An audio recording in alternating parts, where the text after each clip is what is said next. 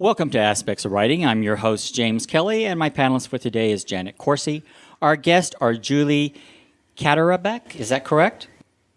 That's correct. Okay, and Laura Wolfe. The topic of the show is children's books as a learning tool. But before we get to my guests, my pal and I would like to read a few fun quips or quotes. And Jan, I'm going to let you start. Okay. Almost anyone can be an author. The business is to collect money and fame from this state of being. This is A.A. Milne. All right. And Julie? Science fiction writers, I'm sorry to say, really do not know anything.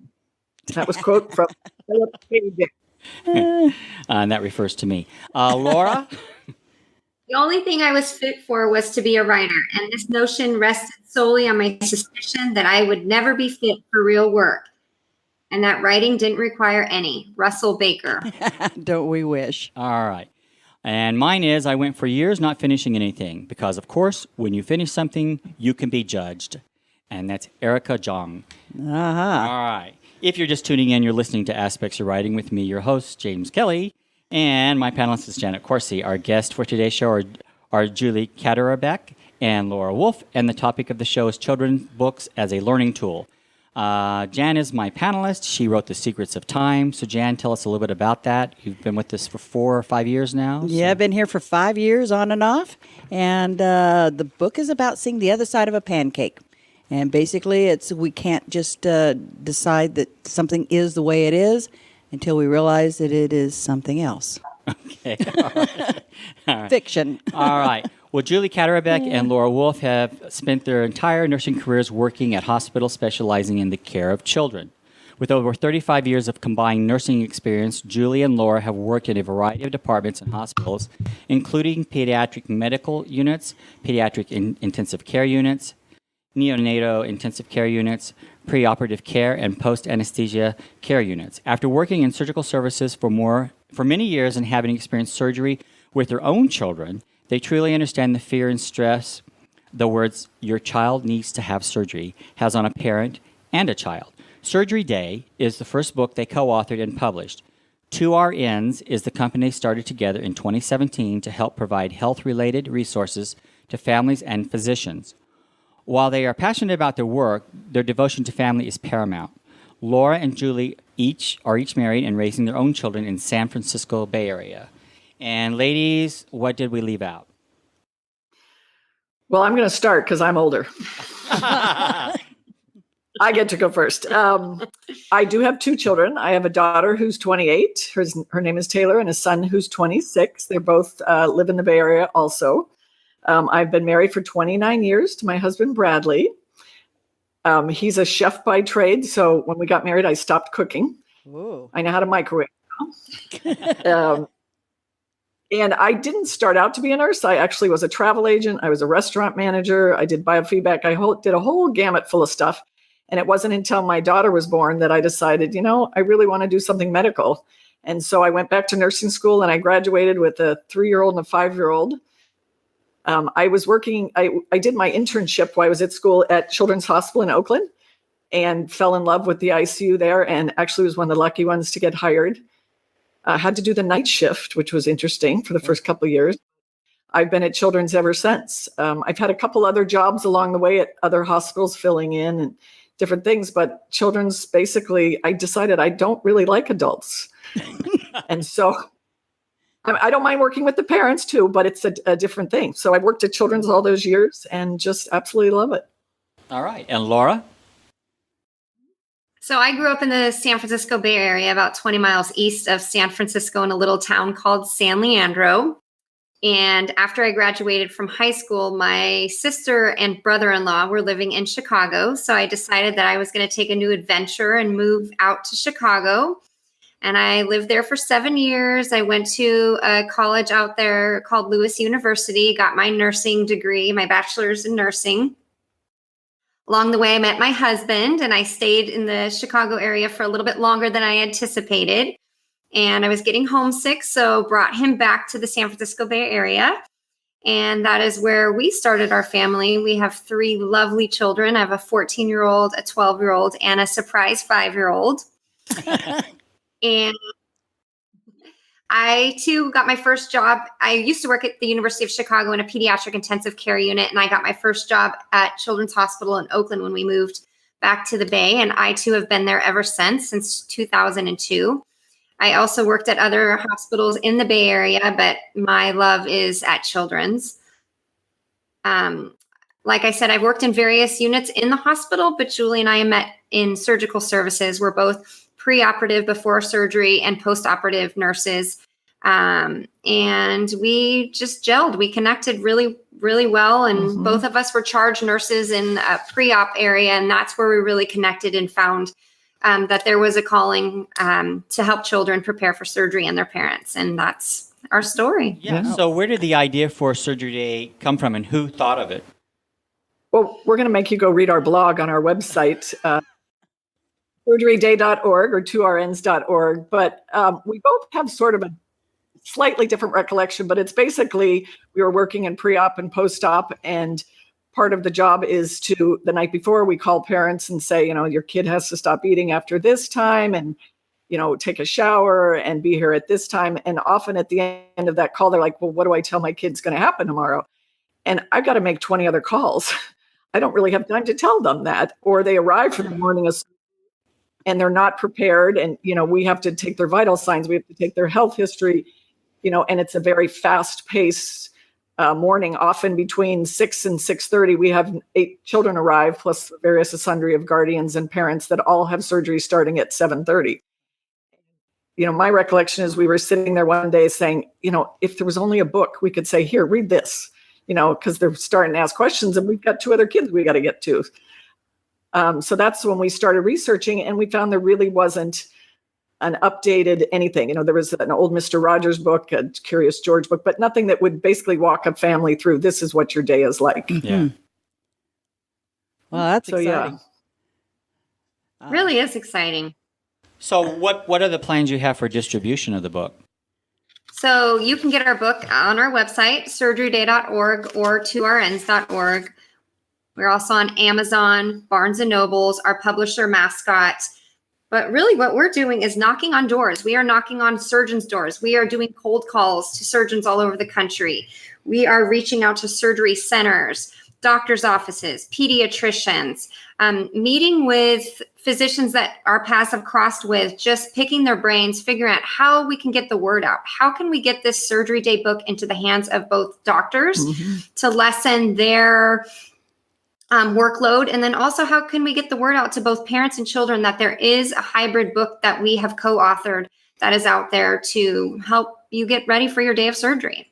Yeah, we sort of have 2 customer bases. It's the parents and the kids we want to get it to, but it's also the physicians. We've had really good responses from surgeons' offices saying, oh my gosh, I've been waiting for this. How do I get it? Because they want to pass it out to their kids ahead of time, or to, they're in their surgeon's office beforehand and the parent goes, well, what's going to happen? Are they going to get an IV? What is an IV? How's the anesthesiologist going to put them to sleep? Well, they can now say, go to this website, 2rns.org, and there's a video, an interview with an anesthesiologist. This is what I would want a parent to know ahead of time.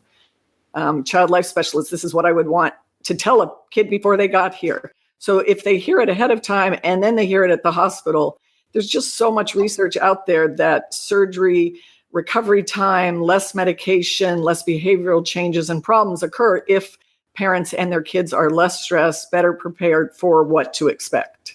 Yeah, I think, Laura, we were talking a couple days ago about how you could actually take this and use it in the surgery room itself. Well, while they're waiting to go back to surgery, they could even have it there where they could go over it again. Right. Just in the waiting rooms, just to reflect, or even if a child's just sitting waiting for their surgery, a parent can be reading that book to the child. And also it's a reminder for parents of what, why we do what we do. And it gives the rationales. We have a little character, his name's Ted Tell You. He's a little hamster that's just geared for parents, just to remind them why we are doing what we're doing.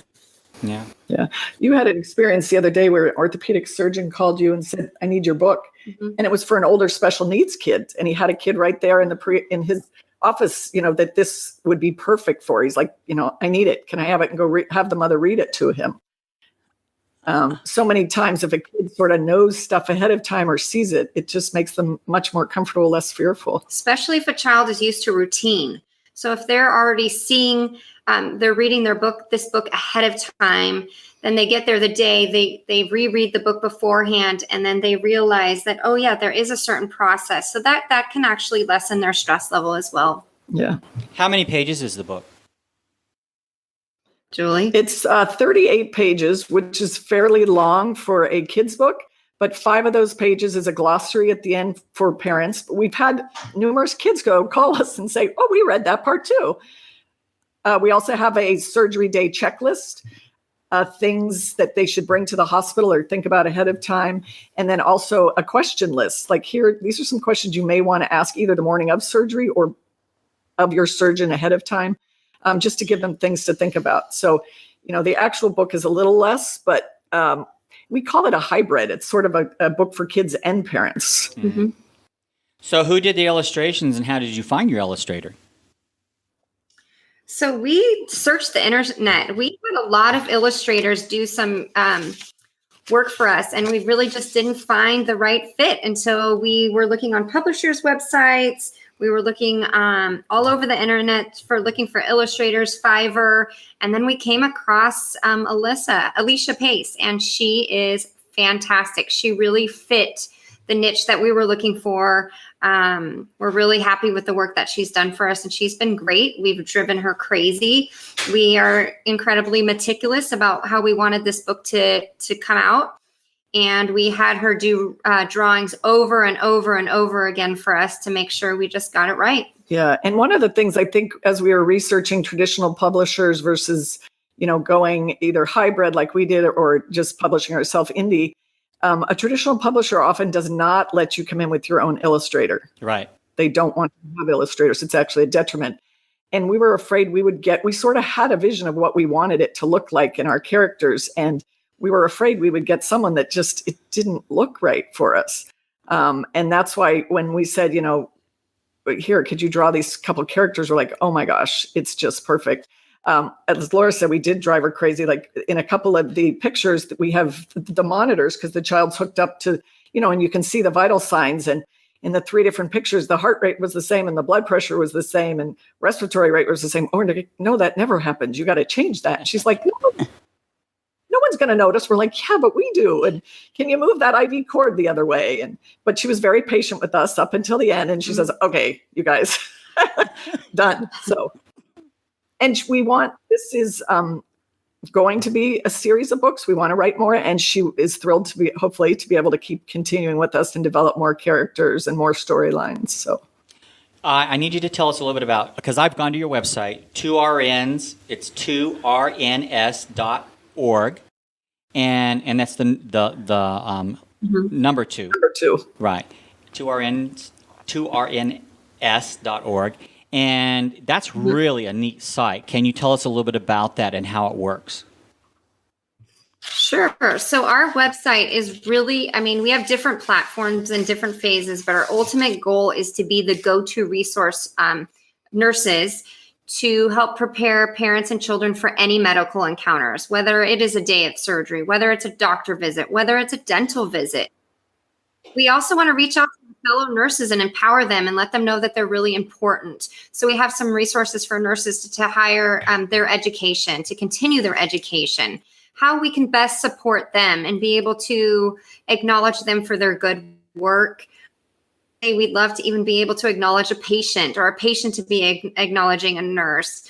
We have lots of videos and resources for parents and children to view beforehand to just make it less stressful and less scary so they know what they're expecting ahead of time.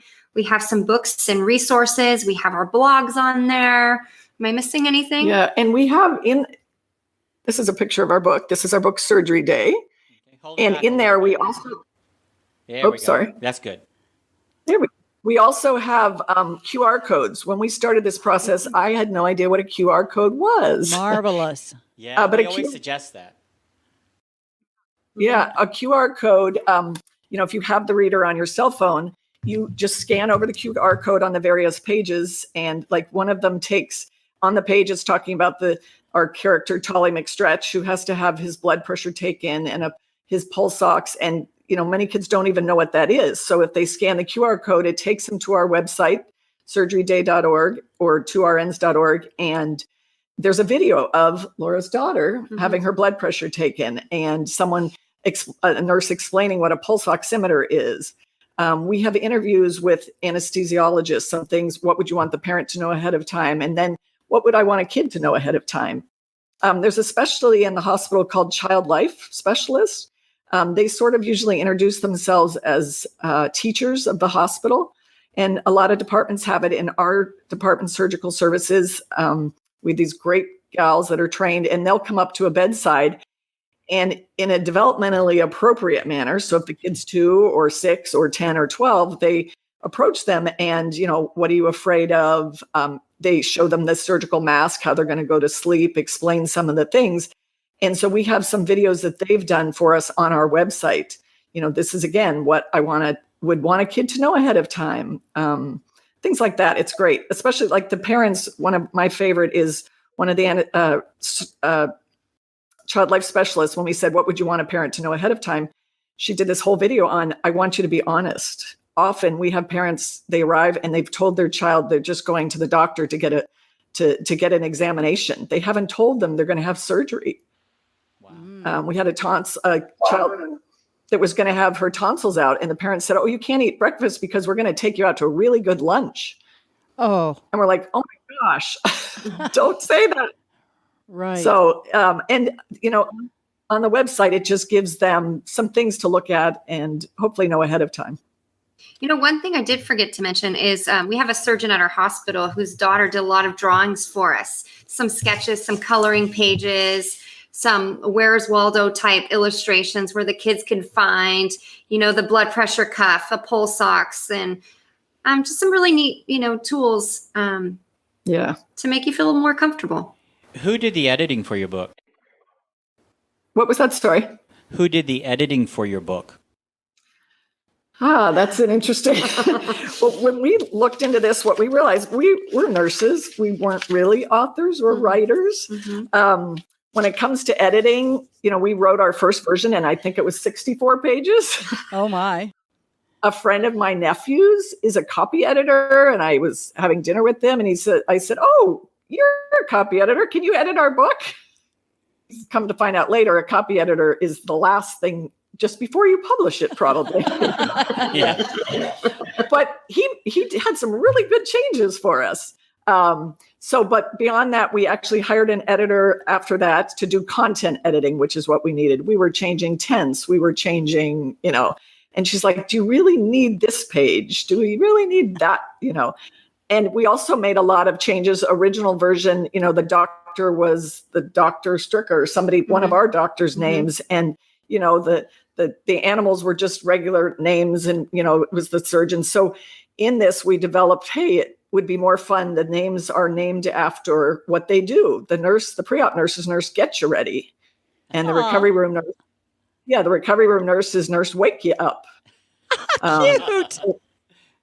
The anesthesiologist is Dr. Slumber. So we were able, with talking to different editors and getting different ideas, and just to change it and make it a better product. And then our publisher, Mascot Books, does do some editing once it got to them, and they made a few changes. But by then we had basically gotten it to where we wanted it. So do you have plans for another book? Absolutely. In the book Surgery Day, there are some characters. You'll notice that Tolly McStretch, our main character, has a sister, and she has a concerning spot on her neck. And Julie and I are still in the works of whether she's going to have a body image issue or is this going to be a concerning spot. We'd also like to, Mom is pregnant in the book. She's subtly pregnant. So again, another idea is she going to have preterm labor? What does that mean on the whole dynamics of the family? If her child's in the NICU, how does that affect the siblings? So definitely we want to make this into a series of books to reach out and help as many as we can. Yeah, and both medical issues, like one of his best friends in the book, it talks about when Tolly has to have surgery, he asks all his friends, what's it like to have surgery? And none of them have had surgery, but his best friend, who's a water buffalo, has asthma. And he's had to go to the hospital multiple times for asthma. So we want to do a book on asthma. I've had a parent come up to me and say, hey, my daughter's a diabetic, and none of her friends, it makes it nervous. Some of her friends are nervous or at school. So if you could do one sort of explaining in a kid-friendly way, what diabetes is. So we'd like to do some medical issues like that, but also, first day of school and how traumatic that can be on someone. So just, we would like it to be, and it will be a series. Okay. Well, ladies, we're going to go into the discussion part of this, and what we're going to do is when we read this, after we read it, and we're all going to have a part to read after I do the initial part, we're going to discuss this and, give us examples of how you maybe utilize this when you are writing your book. Sure. So I'm going to start off. We have 7 tips to guide you on how to write a children's book by Sarah Mays. Sarah Mays is the author of several picture books for children, including On My Way to School. What most people don't know is that editors receive more than picture books manuscripts than any other genre. Why? Because it seems to be easier. Despite popular belief, writing books for small people who can't even read is actually really hard. Yeah. Before I was an author, and this is Sarah speaking, before I was an author, I was a literary agent for children's books. I had the honor of working with some incredible people, Dave Pelkey, Cynthia Rylant, Paul Zindel, and even with Judy Bloom. And I can tell you that for every manuscript I presented and sold, there were 500 more I just couldn't, for almost always the same reasons. If you want your picture book to rise to the top of the unsolicited pile, you need more than an amazing character, preferably not a talking broomstick, and a great story. So if you promise not to say so you write children's books, that's really easy, right? I'll share 7 of my favorite tips for writing a children's book manuscript and hopefully get it sold. And Jen, I'm going to let you read the first. And this next piece is so true. Define a target market. If I hear this is a story for all ages, one more time, I'm going to spontaneously combust. Pick an age group and write a relatable story for them.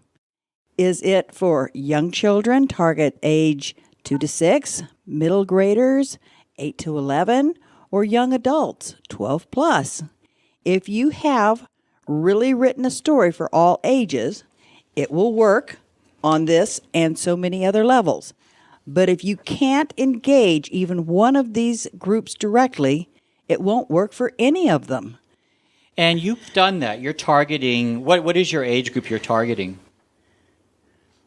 I would say 2 to 12. But like I said, we had a physician that had an older child that had special needs. And he felt that this book would really reach this child and help them. So I think 2 to 12. Yeah, we say sort of school age, and eventually, once we get some more books out there, we would like to have more, just basically a picture book that parents could just show to their toddler maybe, and then more involved to get maybe the older teenagers involved also in a book and also app. I mean, books can be so interactive these days.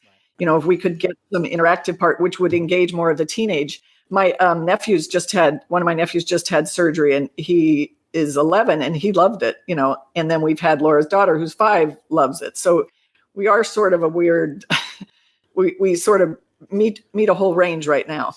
Well, one of the things I can see from what you're telling me is that if it's a 2 or 3-year-old who wouldn't be able to necessarily read it, the parent could read the book to them and they could see the pictures.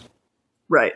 You know what's funny is that my mom recently had a procedure and she said this book was really helpful for her. So it's really strange how this book actually can be applicable to, I know that's really not, it wasn't expected, but it really can be applicable to any age, actually. Yeah.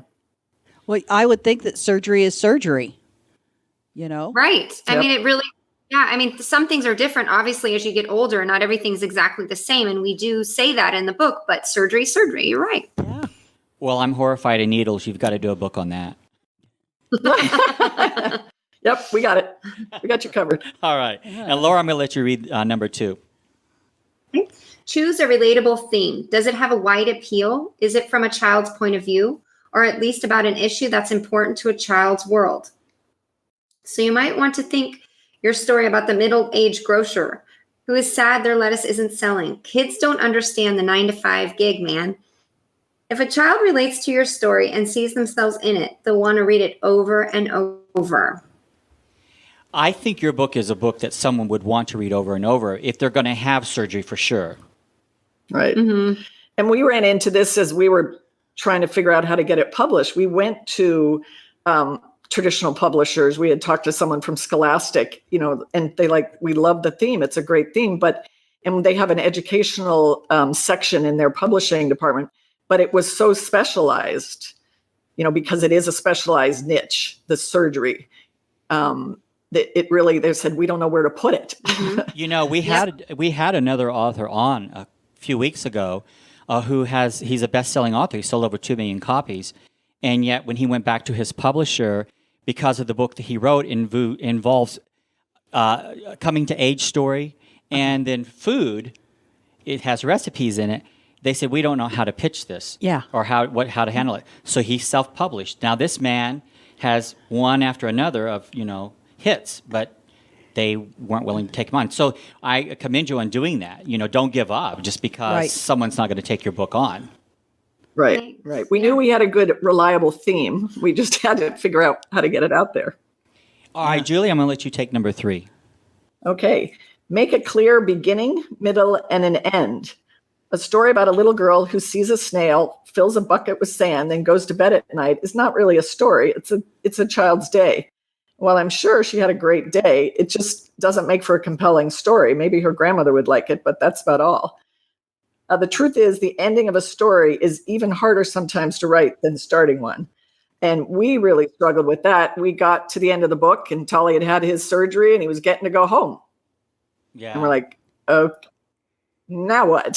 How do we tie it up or what do we do? And that's when we realized that as he went through his day, he met all these people who had jobs, from the admitting clerk, Miss Welcome, what her job was, to the nurse get you ready for surgery, to the surgeon, Dr. Fixall, who did the operation in the book Surgery Day. And so by the end of the day, he realizes that everybody has a job and his job is to go out and tell kids about surgery and that it's not so bad.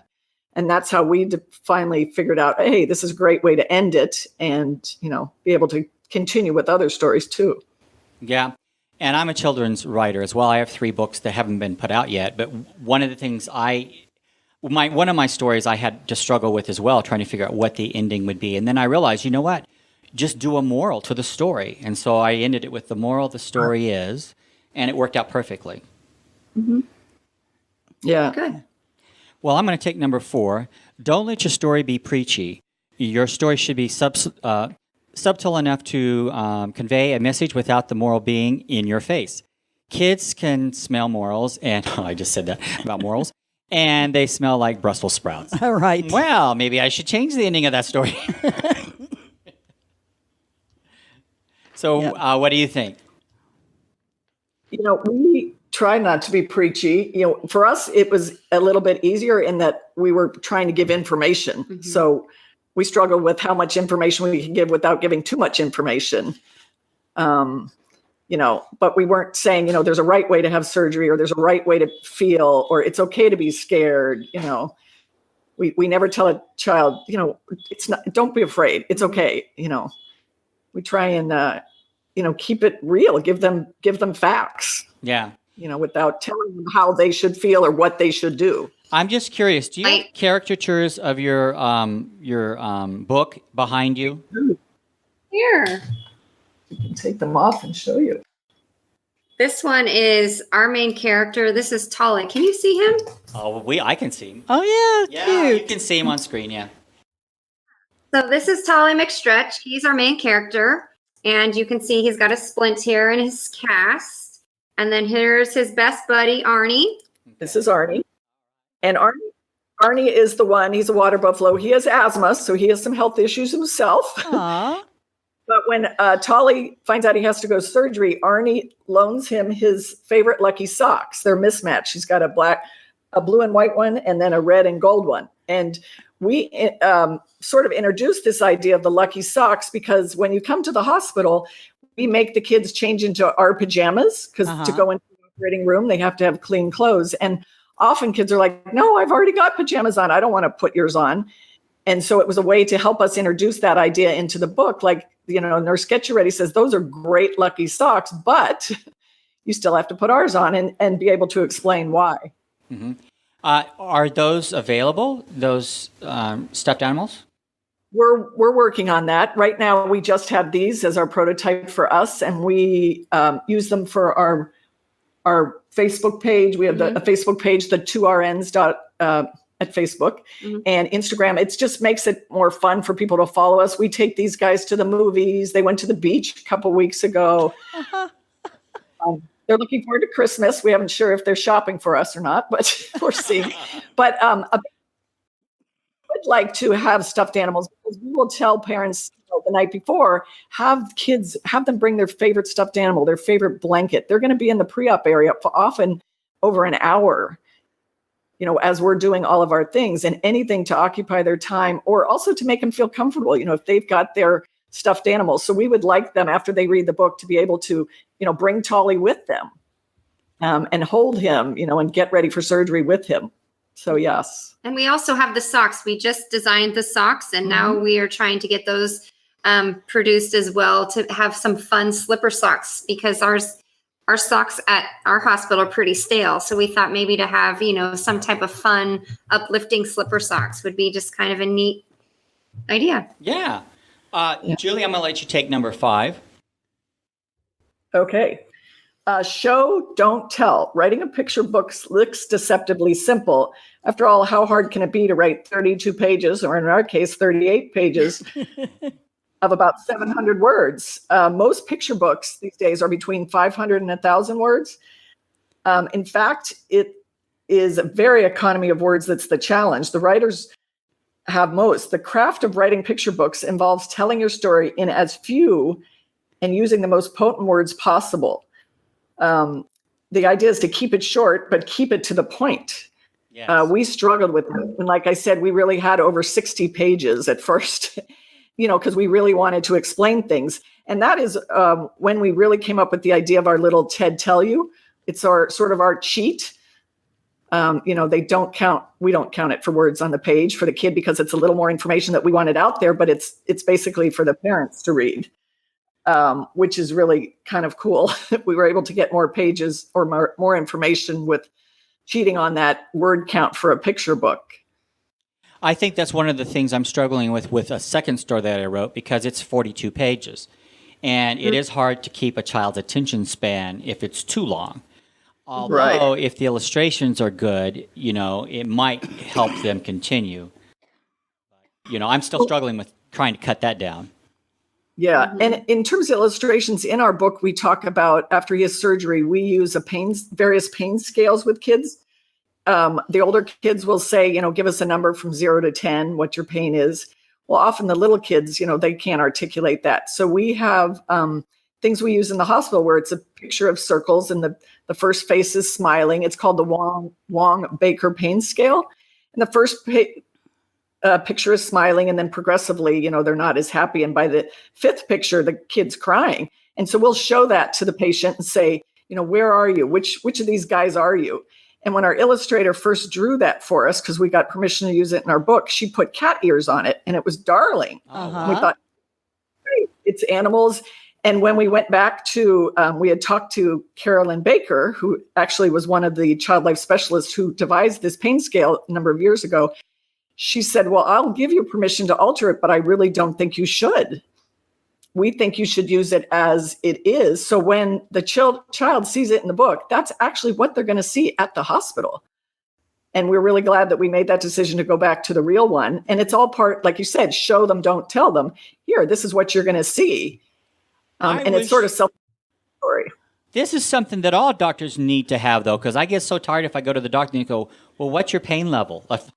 Yeah. And it's like, I don't know, I'd like to see a picture. Right. I'll show you.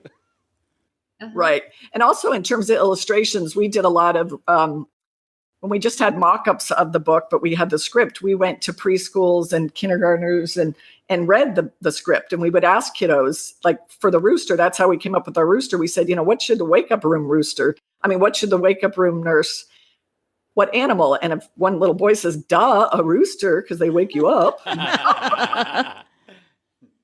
Well, one little guy said, because we had basically in the book, a child will fall asleep in what's called the induction room. And usually the parents can be there and the anesthesiologist, they put the mask over their face and they fall asleep. But then they wake up in the recovery room. They sleep through the operating room. Right. So we did not have an illustration of the operating room. And the one little kid raised his hand and he says, "You forgot something." And I said, "Well, what did we forget?" He says, "Well, you forgot the operating room." I said, "Well, yeah, but you slept through it. You don't really see it." He goes, "Yeah, but you forgot the operating room." So we thought, oh, okay. And that's where our illustrator did a bubble. It's the operating room nurse on the page, and it has a bubble above her head with a picture of what an operating room looks like. So the child gets a sense, he won't ever see it, but this is what a room you will have been in. And they sort of know a little bit about it based on that illustration. It's basically showing them instead of telling them.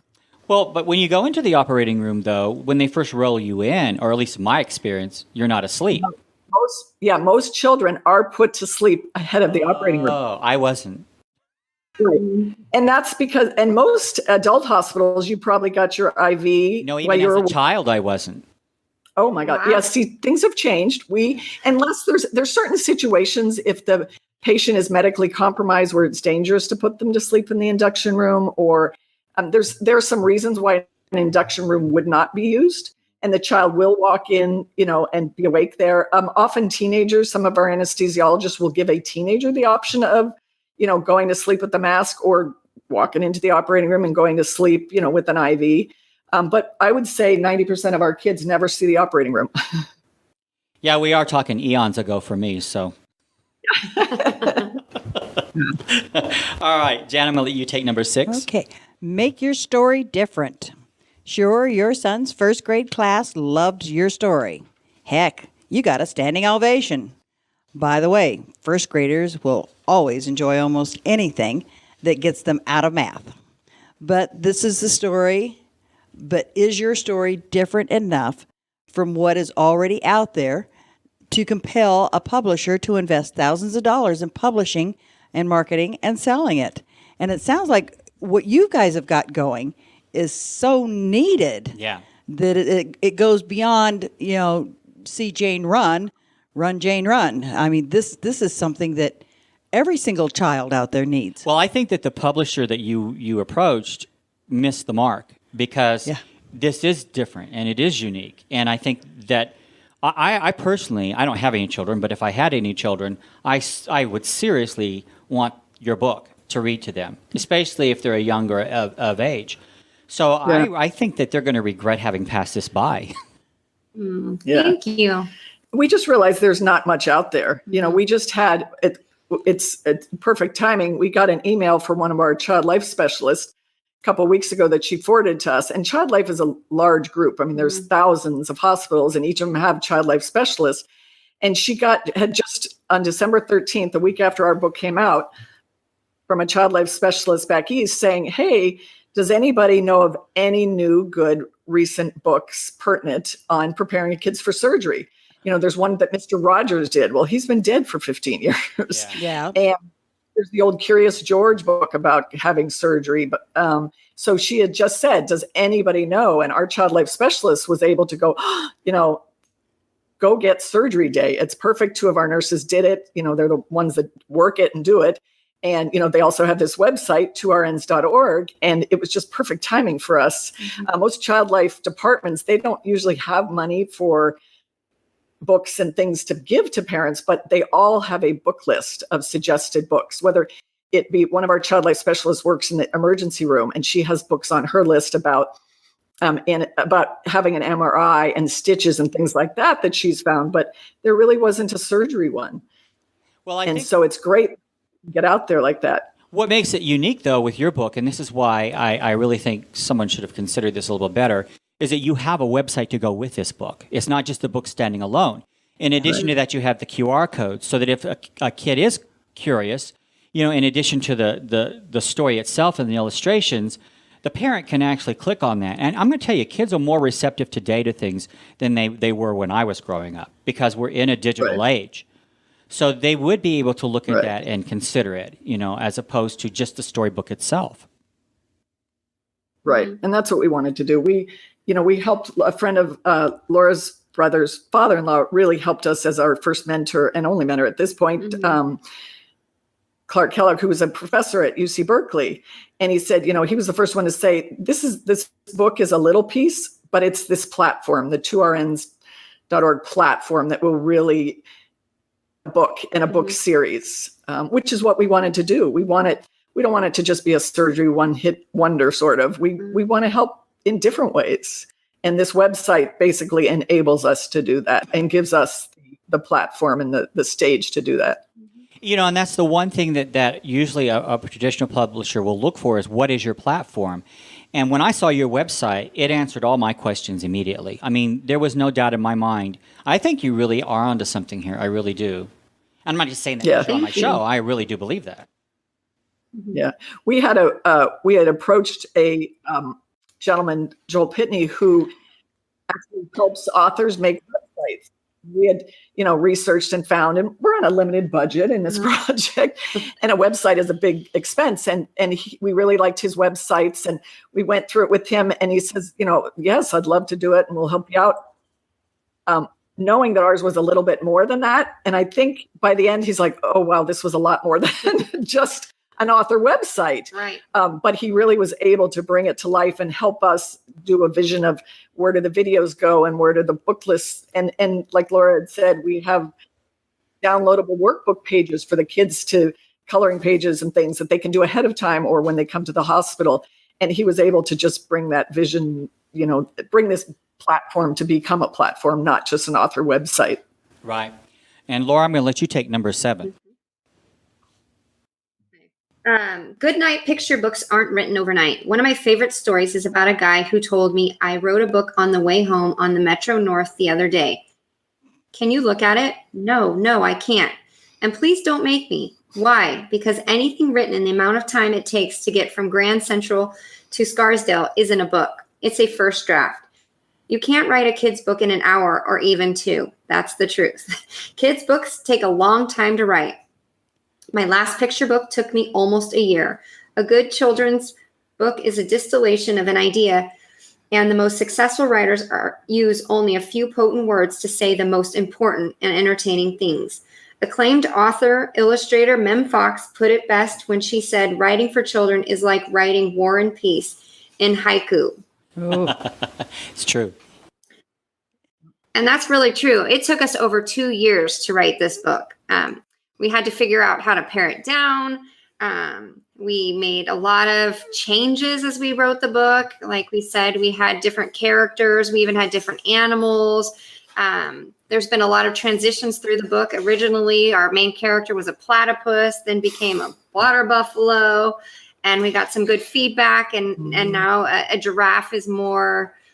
that was the right fit for us. That was a good choice. And then also just being very direct and clear with our characters. Dr. Fixall. I mean, it's just, of course it is. Nurse Wake Up, of course, So we've had a lot of good feedback along the way. And also, making it a hybrid book, how we, had all this content and how to, downsize it and make it into a somewhat kid-friendly. Yeah. But it takes time. I don't know how, we look at, okay, now we want this series, and it's like, okay, we're working on the website and we're looking at how do we carve out that time? Because we know how long it's going to take us to do, we've started working on the next couple because we have the ideas and how long it is going to take us and can write overnight, even after writing one, it just doesn't just happen if it's a good picture book. When you went out there and tested your book, where did you choose your audience? Because you were talking about the participants and how they'd say, well, I like this name, and what about the operating room? Where did you go to get that feedback? Well, Laura has the cutest 5-year-old. Her kids were our first guinea pigs because she has the gamut, a 5-year-old, a 12-year-old, a 14-year-old. And I remember we had written something, and he was probably 11 or 10 at the time. He's like, oh, I never would say that. I would not say that. It's like, oh, okay, how would you say this? And one of Laura's sons has had surgery, and he remembers some of the things, and he was, some of the fear, and we were able to talk to him. So they were our first guinea pigs. And then one of my best friends from high school and then college is a kindergarten teacher. So I went and read to her school, and basically anybody that would listen to us, we would read. Yeah. I read to a preschool. We did a lot of, market research, just asking around to children what they needed, or kids that had surgery. Kids now have read it who have had surgery, how that's helped them. We've got a lot of feedback from surgeons along the way. Julie and I reached out to a few of the lead surgeons at our hospital and asked them what they would like to see. What is the most important pieces in this book? Do they feel that would help them as physicians and also help their pediatric population? So the only people we realized later that we didn't talk to was our nurse colleagues. We just wanted to do this ourselves and not, we knew it would work out, but there's always that question in the back of your mind. But that they were the one group that we did not reach out to, which is interesting as we think back. We kept it all secret. We had reached out to one of our anesthesiologists. We reached, as Laura says, to a couple of our surgeons, and then any kiddo that would read it, or parent of a kiddo.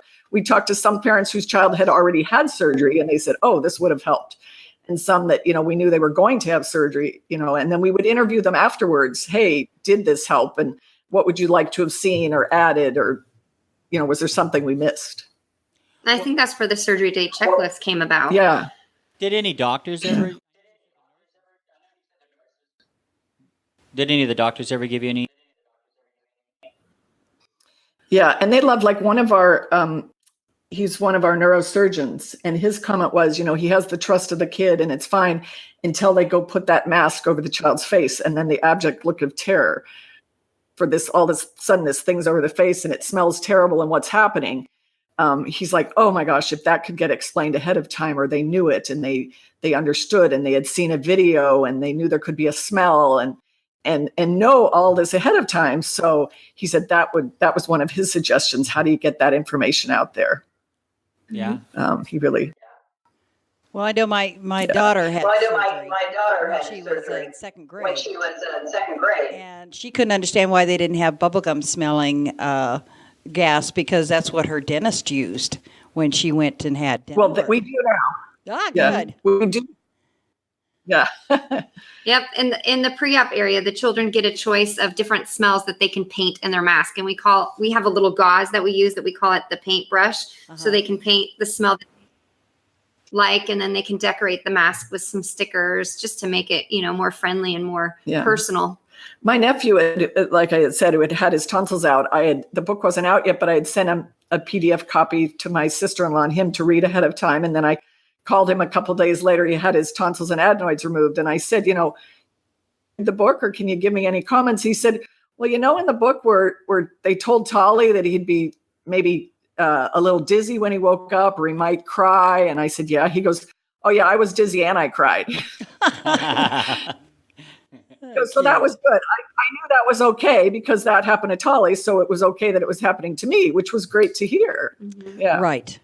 Yeah, that's what kids want. They want the normalcy. All right, I'm going to ask you a couple of questions here that aren't related to the book necessarily. They are, but they aren't. How long have you guys been friends, and where did you meet? That's a really good question. How long have we been friends? Let's see. How long have you been in surgical services? So we both worked in children. She's been since I got hired in 94 and you got hired 2002. And we both worked in different departments, but came into the surgical services department. I was there when Laura came over. And I think I love little kids. And I remember her coming to work going, oh my God, I'm pregnant. Yeah. And I said, that's okay, I'll babysit. And we just sort of connected. It was an easy friend. Yeah. I mean, I have to say that sometimes we think the same things when we were writing the book. Some of the lines were exactly the same. They were verbatim. Wow. Julie's really easy to get along with. I mean, she's and we're also very cool. Really good at different things. Let me change the things on the website and code. And Laura's the kind that, like the other day, she walked into the hospital and she saw a surgeon across the lobby and said, excuse me, Dr. Hoffinger, could you come over here? I have something to show you. And she's just out there and they're great spokesmen. So we really have strengths in different areas, which is awesome. It's really worked out well. Yeah, we have no problem saying, hey, I'm sorry. No, I was going to say, the two authors we had on prior to doing your show, they're sisters. And we talked about, you don't hear of too many sisters who write together. And they have Right. a whole series of books. And so we were talking about, how was it for them? And they agreed from the very beginning that they were not going to have an argument. They weren't going to debate over it. They would state what they feel, and then if they needed to think about it, they would, but there was never going to be an argument over it.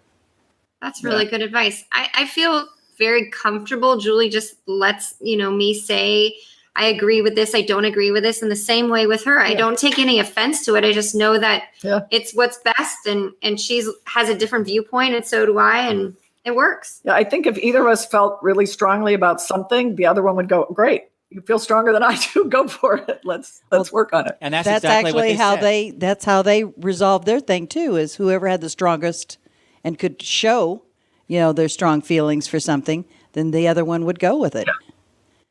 Yeah, I haven't pulled the old age card much, but I figure it's still in my back pocket. Well, and I think if you think about it, it's not any different than a relationship, a marriage. You have to work it out, Right. Although, and usually in those, the argument continues. But Yeah. I think one of the hardest pieces of this is she has 3 kids. I have 2 kids. She works full time. I work part-time at Children's and have another part is how do we fit this in? Because we are so passionate about it and really want it to work and know it can be such a good thing out there. We earlier, but the last 6 months or so, every Wednesday is our day. No matter what, we each take, because as a nurse, you might be scheduled at 6 in the morning or 2 in the afternoon, and she might work Tuesday, Thursday, Friday, Wednesday, and I work. So we finally said, okay, every Wednesday is our day just to do this. And then we have, and we go through, okay, this is what we need to accomplish. This is what you're going to do. This is what I'm going to do. And it's been hard to how to still run our lives. I don't know that our husbands are really happy with us these days. They've been put on the back shelf. It's the book, the kids, the work, and then the husband's down the road somewhere. But they've both been very patient. And but our ideal aim would be to be able to work part-time still at the hospital. I don't think either of us wants to give up part-time, but how to do that part-time and this, full-time. well, when they see how successful you are, they'll realize it was all worth it. Oh, that'll be okay. Yes. Yeah.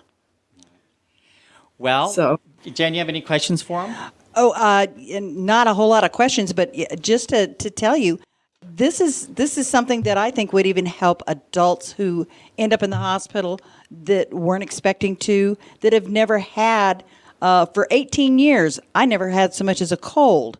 And then I got sick a week ago and ended up in the hospital. I had no idea what to expect, what was happening, who I needed to talk to. So something like this, I think, would even be helpful to someone like me. This is the type of book that you need to have sitting around in the waiting area. Yeah. For anyone to pick up and read. Right. I mean, let's face it, adults read comics, so they certainly would That's probably want to right. read something like this. right. And that's why the website is a great adjunct, or sort of the whole thing, the 2rns.org. Like my mother-in-law is deathly afraid of needles. I think you said you're afraid of needles. Yes. And no one ever really explained to her what an IV is. Well, we have a video on our website that is a child life specialist showing the catheter to a child, explaining it, actually doing it on an animal, stuffed animal, so ahead of time. And it was great to be able, hey, here, Carol, watch this, and we have a video on there about an insulin pump, which is, somewhat new thing, and her daughter has this insulin pump, and how do you explain it to her friends? She, Right. keeps it in her clothes and you really see it. And all of a sudden they'll see it and they're like, well, wait, what is that? And it's hard for the child to explain it. Well, they can go to our website, watch the video of what is an insulin pump, and it explains it, and it's sort of a non-threatening, comfortable way. So hopefully, even if their kid doesn't have it, maybe they have a friend that has an insulin pump. This is a way for a parent to be able to show their kids, hey, go look at the website. Okay, you need to do an adult book with a grown man and the way they act when they go into surgery, and make it really comical, and do a caricature of someone. But I'm telling you, that would get the attention. Yes. Yes, Yep. exactly. Yeah. And that's our goal, is just to get this information out to as many people as we can. We feel like it's so good. And, if it helps, we always said, if it helps one person, well, now we're like, well, if it helps 100,000 people, we keep extending out our goal of how many we want to reach, which is great. Yeah.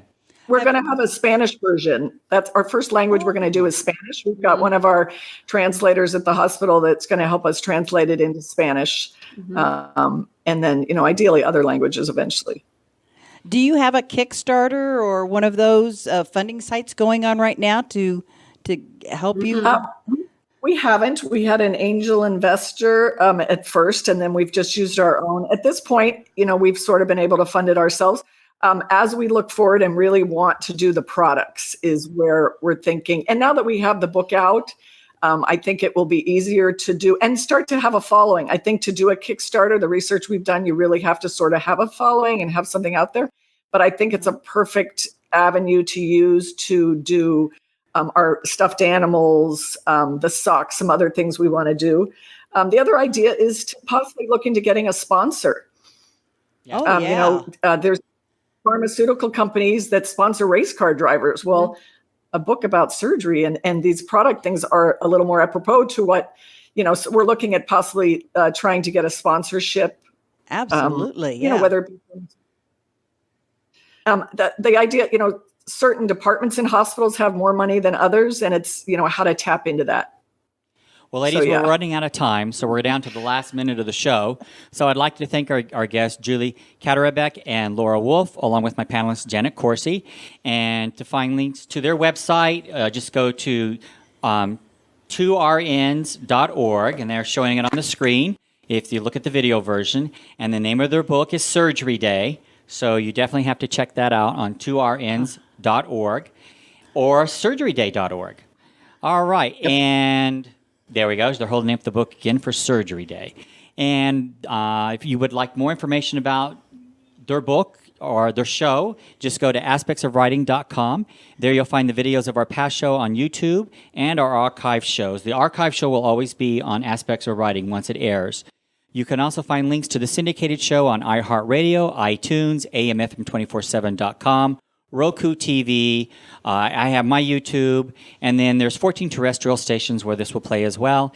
And I'm proud to announce we're also on Blog Talk Radio, so this will play on amfm247.com, and the next day it will be on Blog Talk Radio, if I could talk. We archive all the shows, like I said, on aspectsofwriting.com. So just go to aspectsofwriting.com, go to the middle of the page, and you'll see all the information there. Until next week, this is your host, James Kelly, reminding you, if you can dream it, you can write it. Thank you, everyone, for being on the show. Thank you, ladies. Thank you, James and Jane, for having us. You're welcome. Appreciate it. Thank you for the opportunity.